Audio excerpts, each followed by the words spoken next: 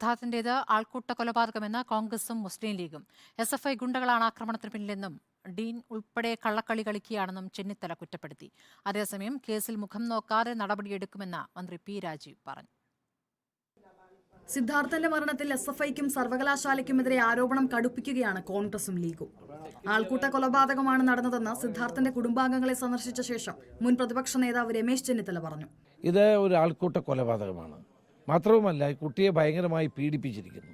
Postmortem report പരിശോധിക്കുന്ന എല്ലാവർക്കും അറിയാം ഭീകരമായ മർദ്ദനം സിദ്ധാർത്ഥന് ഏറ്റിട്ടുണ്ട് എന്നുള്ള കാര്യം.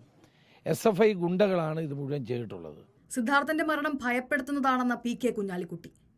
അക്രമത്തിലൂടെ SFI ക്യാമ്പസ് കൈയടക്കി വച്ചിരിക്കുന്നു.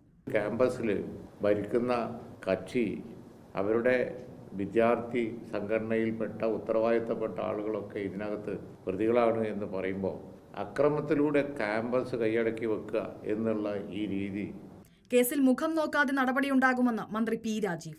ഗവൺമെന്റിനെ സംബന്ധിച്ച് ഏത് സംഘടനയിൽപ്പെട്ടവരാണെങ്കിലും നിയമവിരുദ്ധമായ കാര്യങ്ങളിൽ തെറ്റായ കാര്യങ്ങളിൽ ഏർപ്പെട്ടാൽ മുഖം നോക്കാതെ കർക്കശമായ നിലപാട് സ്വീകരിക്കും. അതാണ് സർക്കാർ പൊതുവെ എടുക്കുന്ന രീതി.